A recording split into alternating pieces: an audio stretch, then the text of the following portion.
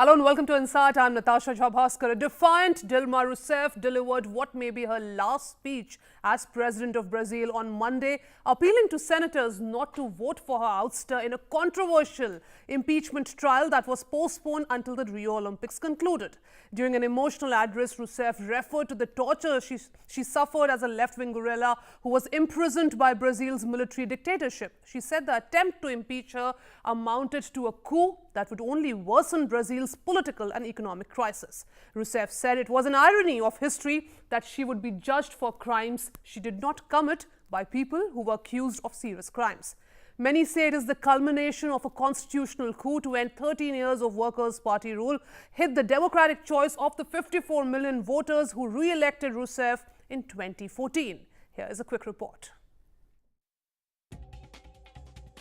President Dilma Rousseff's opponents made a final call at her impeachment trial on Tuesday for her removal, not just for breaking budget rules, but for plunging Brazil into a political and economic crisis amid a sweeping corruption scandal.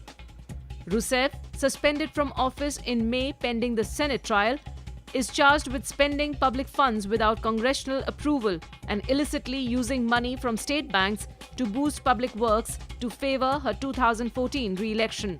With a final vote on whether to convict her expected today, Rousseff's dismissal would confirm a shift to the right and the end of 13 years of leftist Workers' Party rule that helped lift some 30 million Brazilians out of poverty.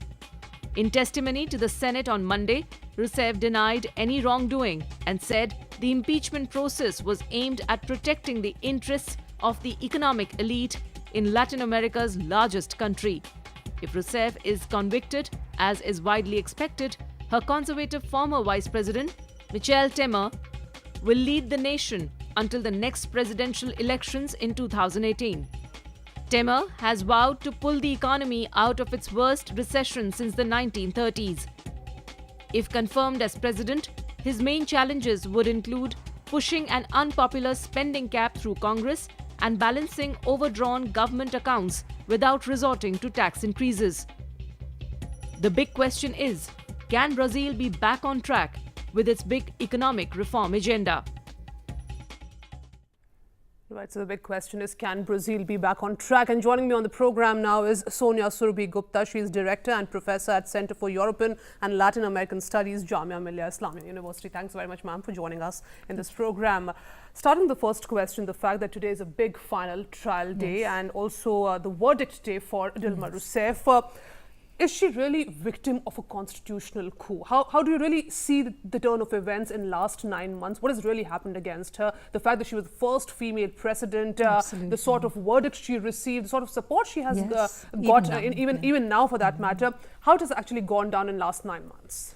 Yeah, so as you're rightly pointing out, it's been happening since December 2015. And I think, as your report has clearly pointed out, but I think I need to further pinpoint that President Rousseff is not being impeached for any corruption charges.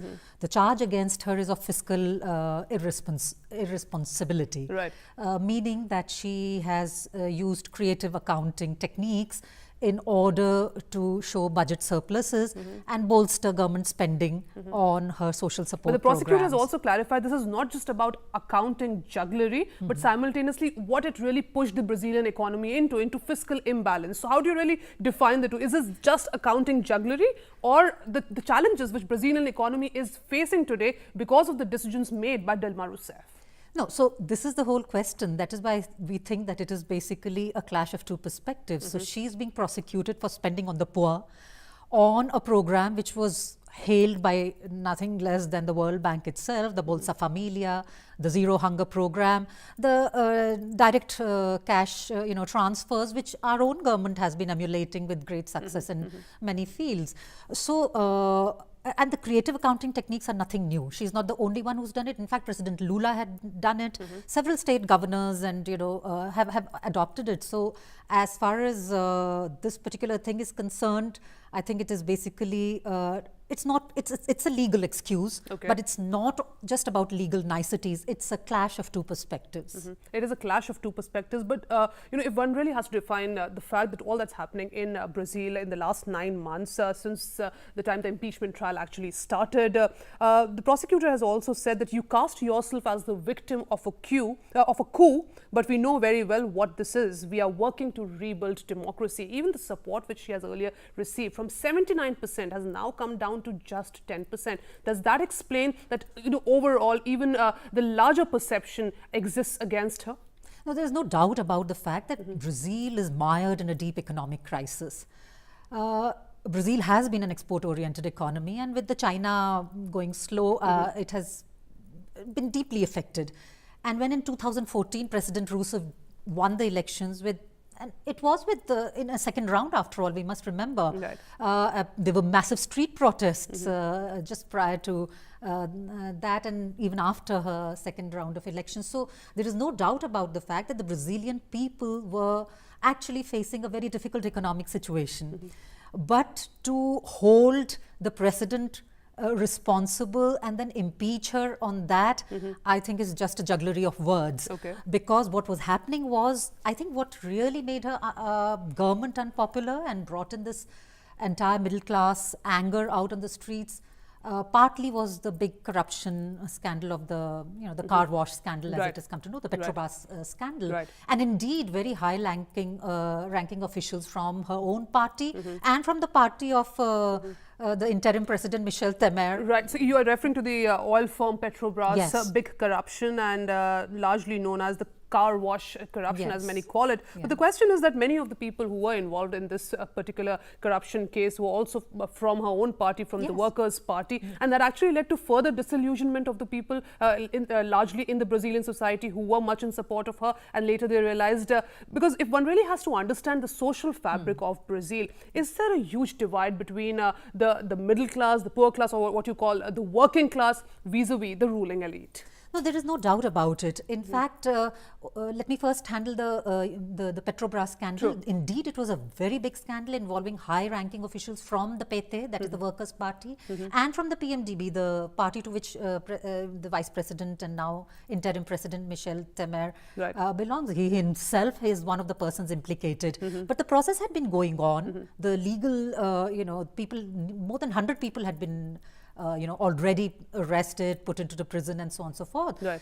So when we talk about the disillusionment, undoubtedly there is a disillusionment of people. Right. But as far as President Dilma Rousseff herself is concerned, nowhere, nobody, even in this debate, is saying that she has been, involved in the corruption scandal. Right. In fact, the people, the person who actually brought the charges against her, Eduardo Cunha, he is one of the main accused. He is himself one of the main accused, but Yes. also the last president to be impeached, Fernando Collor de Mello, in 1992, resigned rather than face a final vote. What does this really reflect about the personality of the first female president of Brazil? Because she has taken up that challenge to, really go and speak in the Senate, and she spoke her mind. It was a rather very, very emotional address on Monday. What does this suggest about her personality?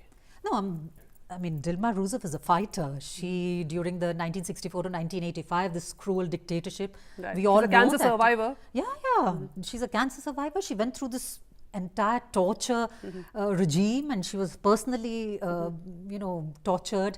In fact, one of the persons who spoke in this recent debate has actually dedicated the impeachment to the military dictatorship. Right. So. But it is not just about Dilma Rousseff as an individual. I think we have to understand that something has been happening in Latin America. It might take me 2 minutes Right, to please. explain that.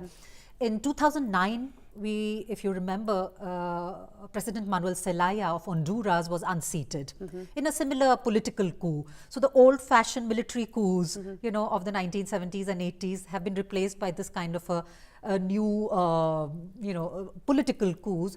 And when Zelaya was unseated, it was again, something like this. One of the vice presidents took over, who was a rich businessman, and of course, at that time, the Mercosur, UNASUR, as well as the OAS, kind of condemned it. Right. But Zelaya was never reinstated. In 2010, a new president came, and the OAS recognized that president. In 2012, in Paraguay, we saw You know, the president of Paraguay, who was kind of left-leaning president, was unseated by the vice president, who was a rich businessman. Okay. And again, we find that he was impeached, and so. But these were smaller countries. Okay. You know, and now we find a similar kind of. So, what is the technique. larger message here? What is the So larger? the larger message is that in Latin America, there have been major anti-neoliberal movements going on, and when the Workers' Party won in 2002, so this 2002 to 2016, these 14 years have been, of course, of a great change in economic policies, Right. and therefore this fiscal responsibility, which International Finance Capital, considers as one of the major. It's enshrined, of course, in the Brazilian constitution, but Right. they feel that has been disturbed. And the fact that 14 years of rule of the Workers' Party is also a big setback to this particular party that, with the impeachment, though the verdict will come out today, there are many who are questioning that will the impeachment really solve months of, acute political and economic crisis? Because what is really expected? The fact that Vice President, as of now, Mr. Temer, will take over as the president post this impeachment, what challenges he's going to face? Well, Vice President Michel Temer, during his interim presidentship, has already, announced more or less. Chalked a path already. Yeah, the austerity measures and all. But of course, I mean, just going back to the whole question of this great divide. Right. After 1979, this is the first time we are going to have a cabinet and a parliament where there'll be no woman. And there is a clear racial divide. In fact, there's one photo which has been doing the rounds on the social media, that the demonstrations against Dilma Rousseff, the recent ones, Right. have been mainly white. Okay. Of the white population of Brazil. And there's this photograph where there's a white woman with a small child in the pram, with the black nanny pushing the pram. So in fact, the major support base of President Dilma Rousseff is the impoverished black population. Okay. So there is a class divide and there is a racial divide. There's a class divide, there's a racial divide. In fact, as I was mentioning earlier, the approval ratings have plummeted from their all-time high of 79% in March 2013 to about 10% in March 2016 for Dilma Rousseff. Also, the fact that her lawyer said she was being persecuted for daring to challenge the country's political elite, and she is being victimized because of that. In 2015, the economy shrank by 3.8%, its worst annual performance since 1981. Inflation reached 10.7% at the end of last year, a 12-year high. Unemployment increased to 9% in 2015, and economists predict it could go into double figures in the coming months. Also, the forecast for 2016 does not look any rosier, with GDP expected to decline by 3.8% again, and inflation expected to rise. There are serious economic challenges when you call about, the role of the political establishment, and even the political crisis will continue. 2018 elections, you're looking at 2018 elections, but what really will be the path? Because you're not going to increase the taxes, you'll focus more on fiscal stimulus. Where is the money? Yeah, so I mean, these are the questions which any government will have to face. And naturally, I mean, we've seen it happening in other places in Latin America also. So the poorer people will become naturally more impoverished. Right. You have quoted certain statistics, but if you look at the statistics about, what happened between 2002 to 2012. I mean, after all, this kind of an economic setback is not something that's happening only in Brazil. I think there's a world over, there is there's a crisis. I mean, look at Europe, people are out on the streets. So, but if you look at what happened before the Brazilian economy took the hit, and it can't just be located within Brazil, it has to be located in the world scenario. The public spending on education grew. The public spending on health grew. Right. So, I mean, to every statistics that we That's see true. now. The challenges which Brazil faces is true for other countries also, but the challenges which Brazil faces is actually, exists in a very complicated political environment, which unlike other countries which comparatively have stable governments. So that will be a big challenge for the new establishment, how it actually takes over from there. But if I have to ask you to comment on, no matter, even many are saying that Dilma Rousseff is a victim of a political conspiracy, how would you really, look at the gains which her government has made, in areas like child protection, young people going to university and technical colleges? Absolutely. I mean, there are the kind of gains that we have seen in the last 14 years. And initially, you see, one should remember that the Workers' Party never had an absolute majority. Right. After all, Michel Temer's party was a partner in the coalition, in the ruling coalition. So it's not really the opposition, it's her own partners who have really brought in this impeachment move. And so basically she's being punished for having spent on the poor. And there is naturally, that is why I'm talking about a class divide. So it depends on, I think entire Latin America is going through that. And from here, how do you really look at the social welfare achievements and what really will be the I strategy? think Argentina is of an the example. government? Argentina is an example. One of the first ministry that has been, the 2-3 ministries which Macri's government has slashed, and one of them, so there less spending on education, less spending on the social sector, and that is very clearly, and so that's why I'm saying that it is basically a war of two economic perspectives. War of two economic perspectives, and most likely public spending on social sector, you're saying, is likely to go down. That has already been announced. That's already been announced, but also from international perspective, the way other important countries have responded to all that's happening in Brazil. What's your first reactions on that?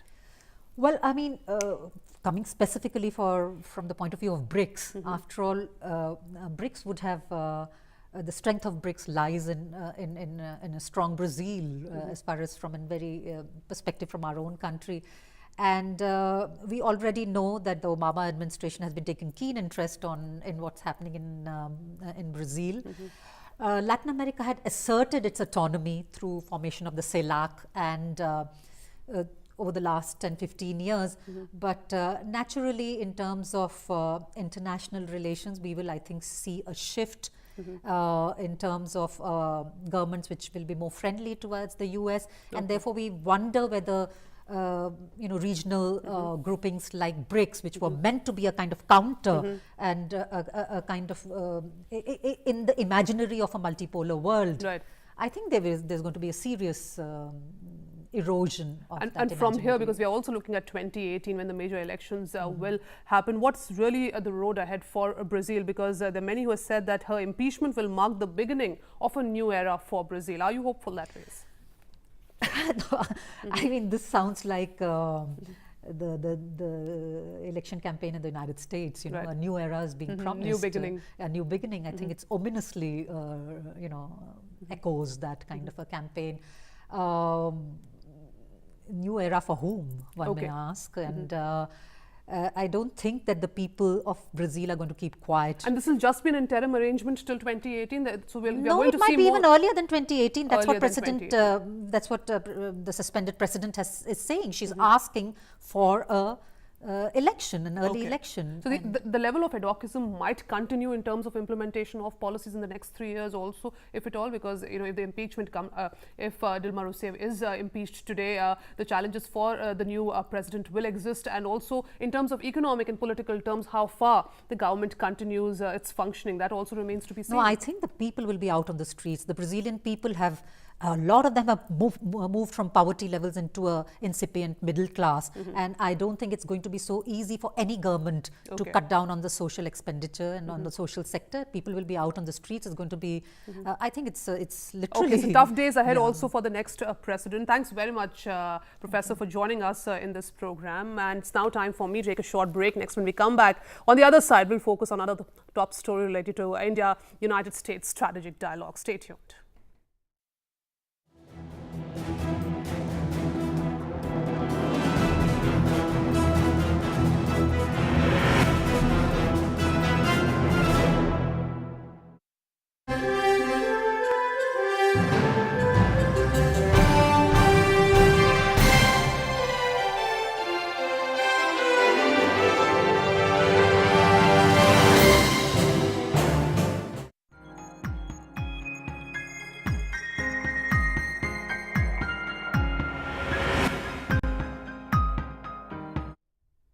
Welcome back. You're watching Insight. U.S. Secretary of State John Kerry is on a 3-day visit to New Delhi, where he and U.S. Commerce Secretary Penny Pritzker met with External Affairs Minister Sushma Swaraj and Commerce and Industry Minister Nirmala Sitharaman while co-chairing the second India-U.S. Strategic and Commercial Dialogue. The Strategic and Commercial Dialogue is the signature mechanism for advancing the United States and India's shared priorities of generating sustainable economic growth, creating jobs, improving the business and investment climate, enhancing livelihoods and sustaining the rules-based global order. Here's a quick report. In a press meeting jointly addressed by External Affairs Minister Sushma Swaraj and US Secretary of State John Kerry, both the nations reiterated their commitment towards strengthening the Indo-US relationship. Kerry arrived in New Delhi on Monday to participate in the second Indo-US strategic and commercial dialogue. Both the countries also agreed that Pakistan needs to take swift action to catch the perpetrators of the 2008 Mumbai attacks and the Pathankot attack. He also said that there should be no double standards while looking at terrorism. Terror is terror. Recently, the defense ministers of India and the US signed a defense logistics agreement during their meeting in the US. John Kerry and Sushma Swaraj signed a cyber framework to reduce cybercrime, focused on carrying the civil nuclear cooperation between the two nations to another level, which will ensure clean energy to many nations.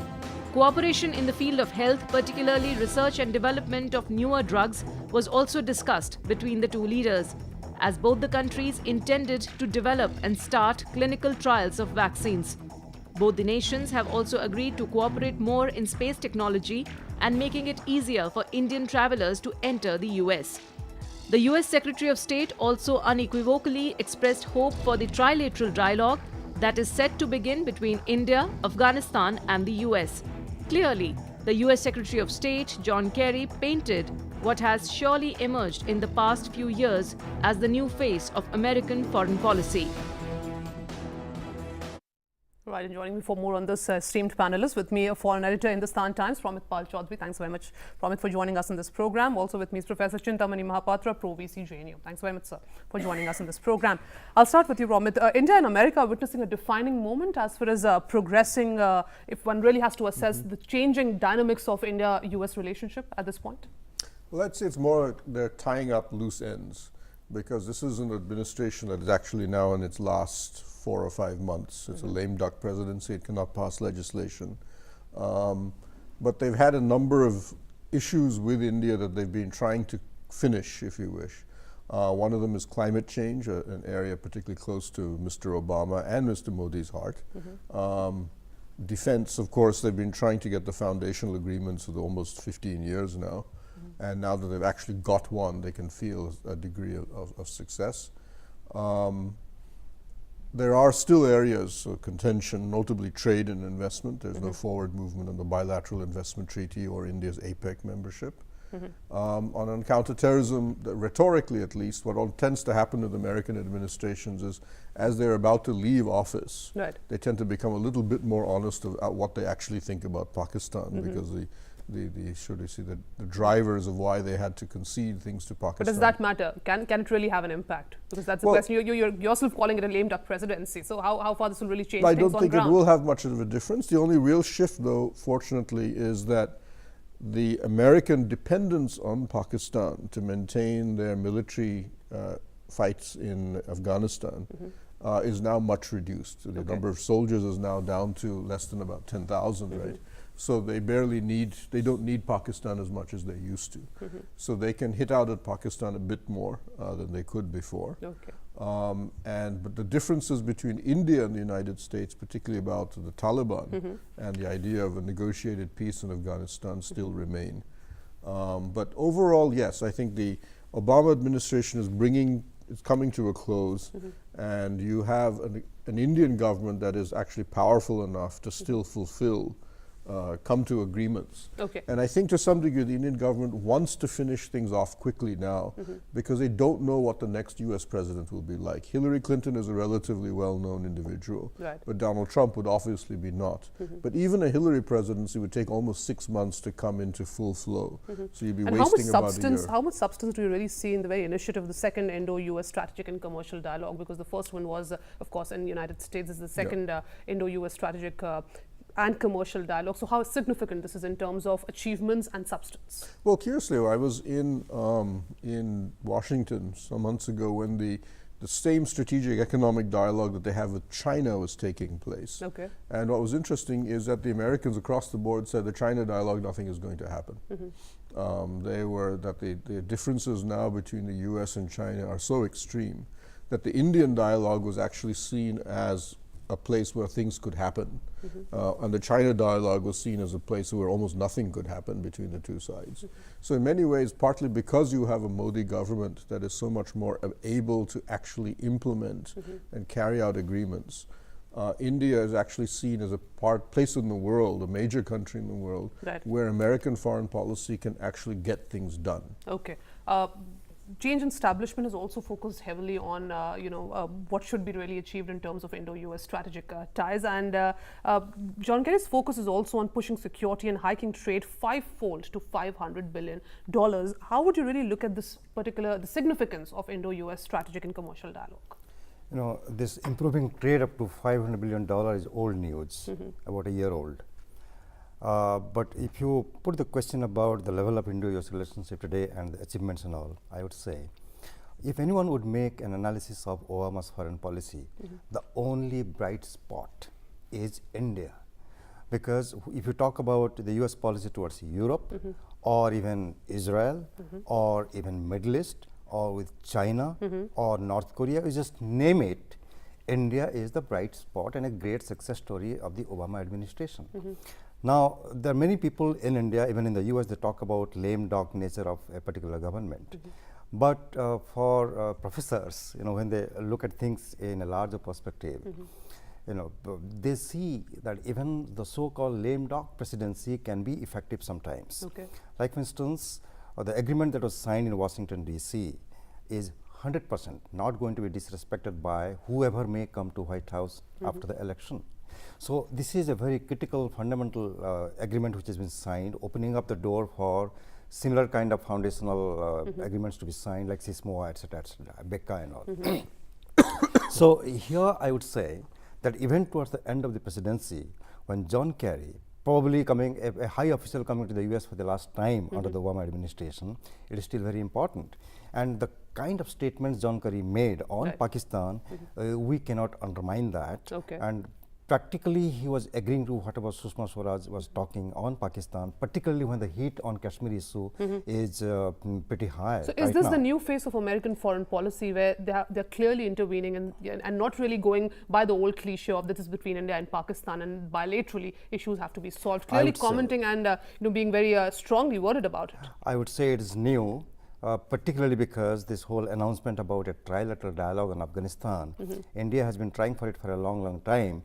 India always felt that when the Americans are involved in Pakistan and in Afghanistan, the moment India would show some interest, Pakistan would always use its veto, and India is out of the loop. And here is a Secretary of State coming to India and saying, we are going to be having a trilateral dialogue among India, US and Afghanistan.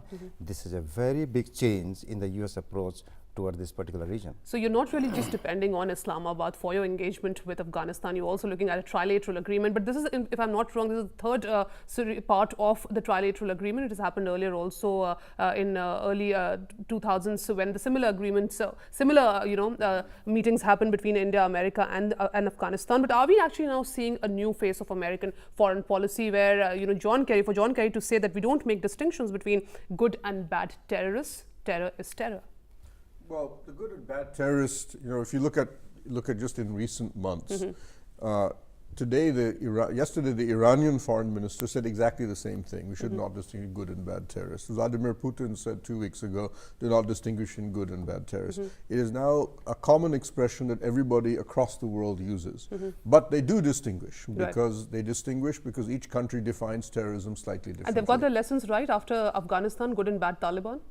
Well, I think the Taliban, they remain interested in trying to get a negotiation. So the Americans still have not changed their point of view on that. They accept that the Taliban is now so fragmented. So who can actually come to a negotiated settlement with Kabul is getting increasingly more difficult to tell. And they've agreed, if you notice in the joint statement, as they've done before, the Haqqani network, Lashkar, D Company, a lot of the groups that we are personally concerned about are mentioned in the joint statement as terrorist organizations that are a threat to both the US and India. So we have agreed on certain groups, but the Taliban, yes, we will continue to have disagreements on that as long as America continues to push for a negotiated settlement between Kabul and at least some elements of the Afghan Taliban. We have also modified our position insofar as we've said whatever what's acceptable to Kabul is acceptable to India, but we've never actually said. But when you make the strong worded distinction between good and bad terrorists, you said terror is terror, and we would want the perpetrators of the but keep all of in that mind, happened in 26/11. Even then, for example, Hezbollah in Lebanon. The U.S. has blacklisted Hezbollah as a terrorist organization. India has never called and probably never will call Hezbollah a terrorist organization. So there are obviously areas where we don't agree. It doesn't matter because Hezbollah is so far away. India-U.S. policies never converge in Lebanon for anything.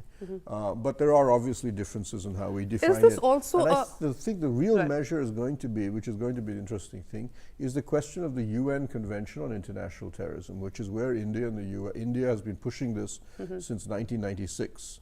And U.S., among other countries, has had problems with this convention. We have now redrafted the convention, and I think in July we put the document before. What sort of implications this is going to have? Well, in particular, it calls on the countries, well, there are lots of elements to it, but safe havens should be denied, cross-border support for cross-border terrorism. Terror financing as well. All of these are brought into play. America had objections to some elements of there are other countries who had other problems as well. We've now put a new draft. And again, in the joint statement, you notice that we have now, both in India and the US have said we declare support for at least the principle of the UN Convention. That will be a litmus test for me that the definition of good and bad terrorism between India and the US is now getting so that will be a together. litmus test and also reflect on the sincerity of the comments made yesterday by John Kerry and the EU establishment. But also, can we say that there is a high level of growing frustration against Pakistan within the US administration also? This is again pretty old. Since up to 2007, not a day would pass without an American official, sometimes the American president himself, bestowing all kinds of praise on Pakistan for doing a great job in fighting terrorists in Afghanistan. From 2007 onwards, Americans discovered that the Pakistanis are playing the double game. They're taking money and material from the Americans and passing on some of those things to Taliban and other fellows who are killing the Americans. So this is not a new thing, and in fact, they also imposed a lot of financial sanctions on Pakistan for that, cut off certain assistance to Pakistan and all. But on the good Taliban, bad Taliban thing, this is actually when Obama administration began for the first time to negotiate with certain elements of Taliban. India at that time made this point that you cannot distinguish between good terrorists and the bad terrorist. And this particular vocabulary actually goes back to that particular time. As far as Hezbollah is concerned, if India and the US have a different view on Hamas and Hezbollah, it's still okay and good for us. But if the Americans have come around to India's views on Pakistani-sponsored terrorist groups like LET and Jaish-e-Mohammed and so many others, it is a great achievement for us. So I would say that there are differences, but kind of cooperation taking place between the two on terrorism, on combating terrorism. There are large areas of cooperation which are not visible, which are not reported in the media, because those things are always secret. So when it comes to combating terrorism, more or less, with yesterday's joint statement, we can say that US and India look like on the same page when it comes to combating terror against Pakistan, also in as many words said by John Kerry, but also other important areas, be it space technology, health, nuclear deal, potential areas where India and United States are cooperating and can cooperate. Oh yeah, I mean, there's been on the science and technology area. There's been almost there's been no end to the type of cooperation we've been doing. Definitely in space, if China is using a lot of Russian or ex-Soviet technology for their space program, we would be looking more to the West for whatever bits and pieces we wish to import. And definitely, on almost everything that you've mentioned. On the civilian. See, the point that, as Hillary Clinton once said when she was Secretary of State, she said, on the civil cooperation, civil society cooperation in India, US, is far ahead of government-to-government cooperation. Right? As an American official recently mentioned, that the number of US visas issued to Indians has passed 1 million a year. Right. That's second only to Mexico. No other country in this is the second largest source or recipient of US visas in the world. even after H-1B visas fees were increased, over 70% of those visas still go to India. And also, what about the totalization pact? Because, Mr. Kerry's support for a resolution on the delay in entering into an agreement on totalization, which is imposing a burden on the Indian software sector because they have to shell out over $1 billion per year. But that's going to be something the U.S. Congress has to decide. And that's why a lame duck president can't handle that. Because the U.S. Congress right now is effectively in election mode. And you're not going to be able to get that. That will require a degree of consensus between the Republicans and Democrats, which at present, given the fact that Social Security is still considered a holy cow within the U.S. system. Also, the present high which we witness in India-US ties also because the steps taken by the landslide reforms introduced by the Indian government, be it FDI in the defense sector, also our membership in the MTCR, and hopefully in the NSG. US has agreed to support us even in the NSG. India has got the support of the US on a membership in NSG, MTCR, and so many other non-proliferation structures in the world. When Obama visited India and made this commitment in his speech in the Indian Parliament, a long time has passed, and at least the first hurdle is now over. India is a member of MTCR. China is yet to become a member of MTCR. Right.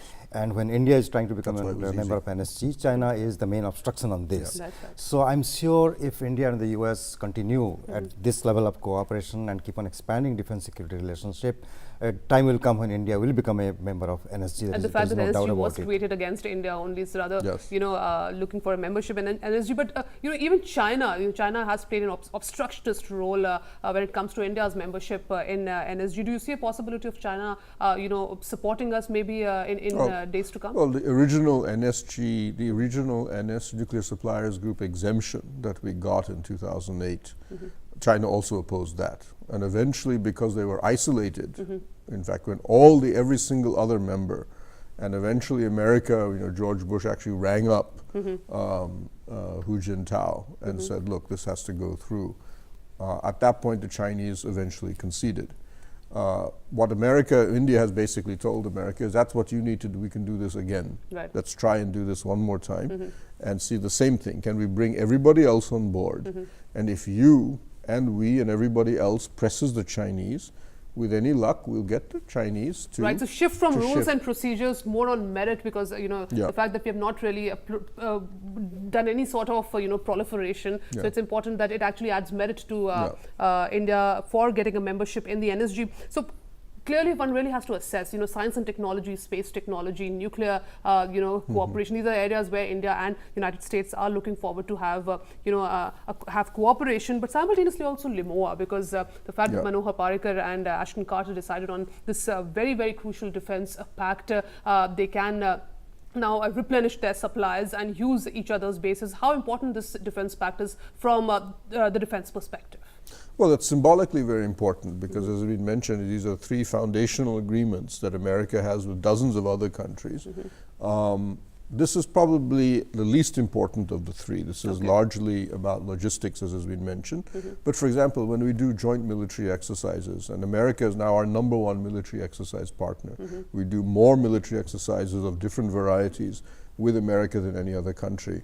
Right now, it's a logistical nightmare for our military because we have to go, our airplanes and soldiers are sent to Alaska or Nevada, they have to sign an agreement for each bottle of fuel, water, food has to be negotiated individually. Now that doesn't have to happen.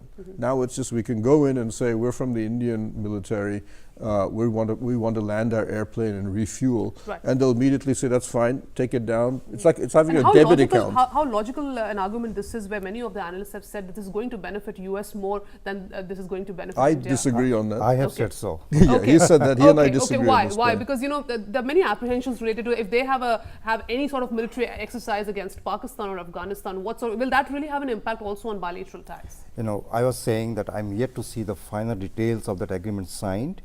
And I was just assuming because the US is a global power with global reach and India is strategically located in Indo-Pacific region, Americans would need logistical support from India more than Indian Navy, which is by and large confined to the Indian Ocean area. It is just aspiring to become a navy in the Pacific or maybe to some extent in the Mediterranean. how many times Indian Air Force and Army and Navy go to Latin America or to the other side of the United States. So it is going to be of great benefit to the USA in that context. But I was saying that if actually Manohar Parrikar ji has signed an agreement where the American bases around the world, 735. You know, if Indian Navy is going or Indian Air Force is going near that area, if those bases will also have some kind of logistical agreement with India, that will be a positive plus. You for cannot India. set up bases, but you can use these bases. This is what Access to bases. Access to This is bases. access to it. Right. It's just like a ship going past an American base suddenly needs to get extra fuel.